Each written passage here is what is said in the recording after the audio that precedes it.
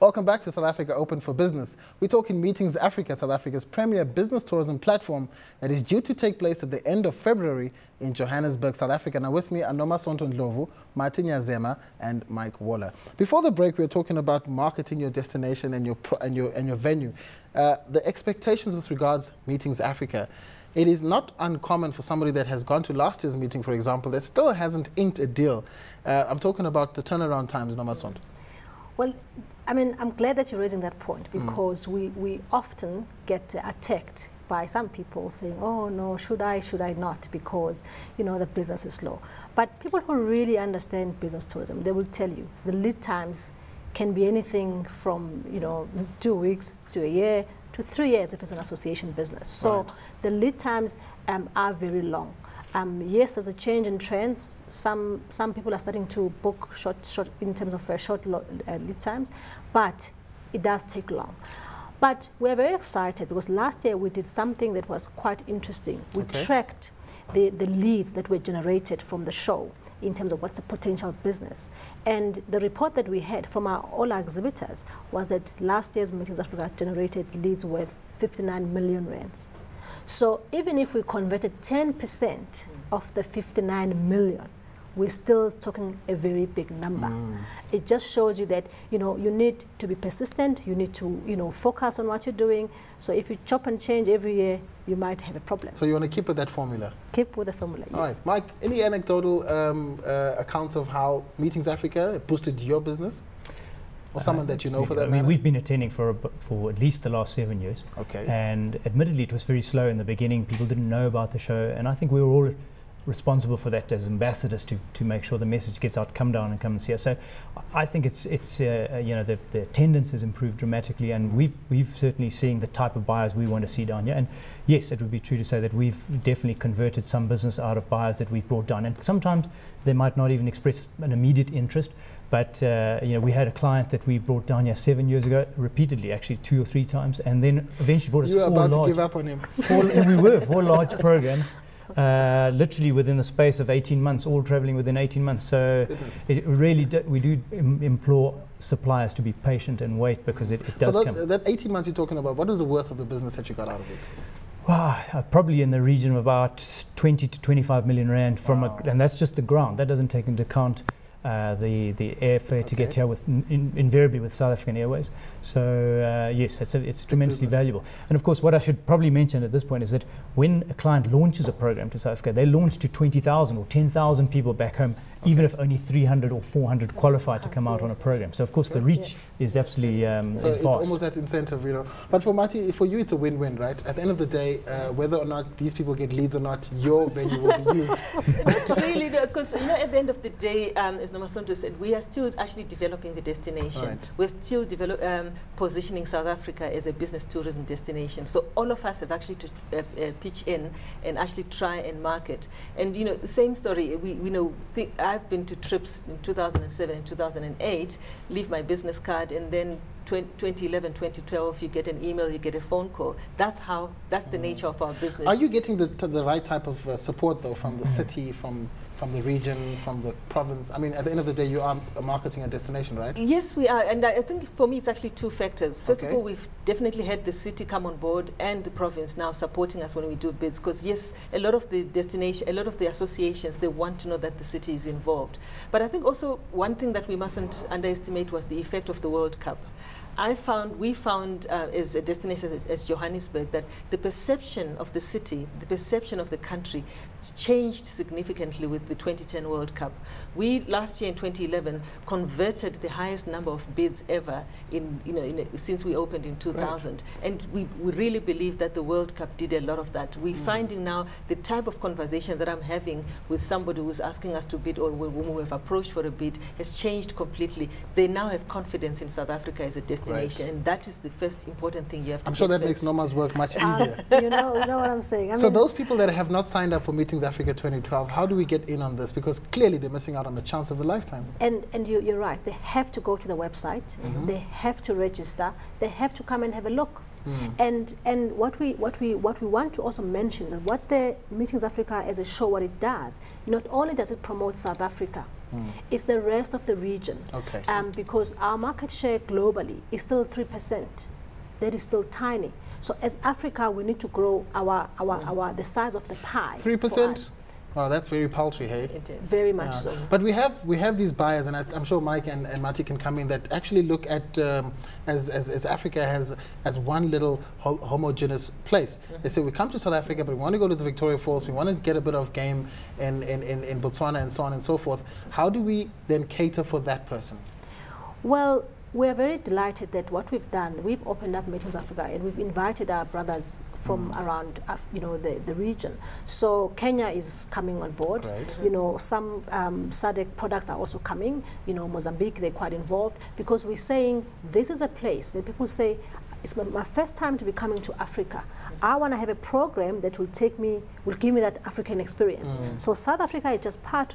So we're not competing with our neighbors? No, of course not. I mean, Mike will tell you when they sell in terms of how they package for those buyers. Buyers are looking for the total African experience. And South Africa, if you offer them just South Africa, they look at you and they're like, but South Africa is a world in one. We have everything, but there is quite more around the region that we have to really talk about out there. Mike, let's talk about those buyers. I mean, we want the international buyer. We heard about your international buyer for 7 years, stringing you along. Let's talk about the balance between hosting the international buyer versus the local buyer, and getting business out of them. Is the balance there, in your opinion? Well, mostly I can speak for the international buyer because that's the arena that we work in. That's not to say that we haven't done some local business. I think it's an ideal platform for local conference organizers, PCOs to get involved because there's a lot of people from the region as a whole, and I think there's a lot of buyers from South Africa that could come and see what products are on offer for the local conferences. And I think with people tightening the belt, they are going to look more locally to take the incentive, just because they've traditionally gone to Greece or a cruise. It wouldn't stop them, for example, doing a game lodge experience or taking their team down to southwest coast of our country, which is very beautiful. So I think there's merit to both. I obviously still am pushing for South African tourism and Meetings Africa to invite those international buyers because that's where the money want to play. Let's be honest. That's where the money is at. But to add to that, what actually happens with this international bidding is that usually the World Congress wants to know if you've got a local association because they want to latch on to the scientific. We look at the scientific program and then sort of the logistics. So we as a venue and sort of the conference organizers, we support the logistical side, but the agenda side of the business, the scientific side of the business, the World Congress always asks us, have you got a local association? So it always helps to know, is there an academic who's in that field? Is there an association in that field? So what we do locally is to build the relationship with the local association. So let's say like we won the World Orchid Congress for 2014. But we had to work with the local South African Orchid Association. That's correct. And we had to work for several years with them. And sometimes we also have to bring their conference to our venue so that they can also, while we're hosting the local association, they'll invite the board from the World Congress to actually come and see what we're doing. So there's very much a synergy between trying to attract the international business, but first working with the local association and putting that together. And it's something that we're trying to develop. Perfect. Noma, you want to come in? Yes, I wanted to come in because as SA Tourism, we have been attacked again on this front of local versus too much international kind of emphasis. And because there are products who say, I don't care about the internationals, I actually want to see the locals. How do you get them involved? And that is why this year we've introduced it's a corporate, but it's a speed dating in keeping with the month of love. Speed dating. Lest we forget. But it's the exhibitors dating, the corporate buyers, which we have looked for, and they will have 2 hours of that interaction. And some of them are local as well. These are only local. This is a local corporate speed dating that is going to be happening at Meetings Africa for the first time this year, and it's really to get the local corporates involved because the exhibitors are asking for them. Okay, I just want to bring Mati in. Mati, I mean, I've been to Sandton Convention Centre on a number of occasions as a journalist, and for the most part, it's local associations. How many of these do you actually host? Do you know off the top of your head? At the moment, is it at the moment you'd almost say we have got 75% domestic and 25% international. But At the same time, quite a lot of, I would probably say half of the, maybe 40% of that domestic, there will be an international component. That and we only find that out when the meeting is happening, that actually, although let's say it's a local bank that's right. Booked, actually they've got an international component. So when I say strictly international, then I'm talking about the main person who booked having been based somewhere outside the country. So but we do believe that as an international congress center, we would like to actually grow a lot more of the international business, because that's really what strengthens business tourism. Mike, are you going to be involved in this Valentine's speed dating for the local corporates as well? Probably not, but I mean, I'm learning something here today, because I wasn't aware that was on offer. So I mean, I can certainly see the appeal of that. Nomasonto, I think a lot of people are going to be interested in this speed dating for local corporates. You have to be politically correct. It's February. Well, we're actually running out of time, but just one last discussion that I'd like to put into the pot: the emerging tourism operator and the small guy, getting him involved, getting him to turn leisure tourists into business tourism. Just a quick word from all three of you. How important is this? I think it's very important from South African tourism point of view. I mean, we have to drive the whole agenda of transformation as well, and also just to diversify, you know, the offering.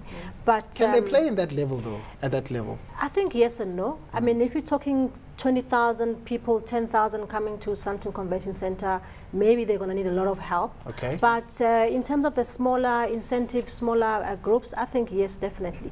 And I had the pleasure of actually being able to train some of the SMMEs from Gauteng in partnership with Gauteng, province, who are coming to Meetings Africa. Because the important thing is to equip them, is to make sure they understand how to deal with these guys and who are the guys coming and how can they get the best out of Meetings Africa. So on that fantastic note, we'd like to end this discussion. Thank you so much to my guests. You guys were great. Now we've come to the end of the show, but do remember to join us at the Sandton Convention Centre during Meetings Africa 2012. Meetings Africa promises to be a buzz of activity, networking opportunities, and of course those important business leads. See you then, and goodbye for now.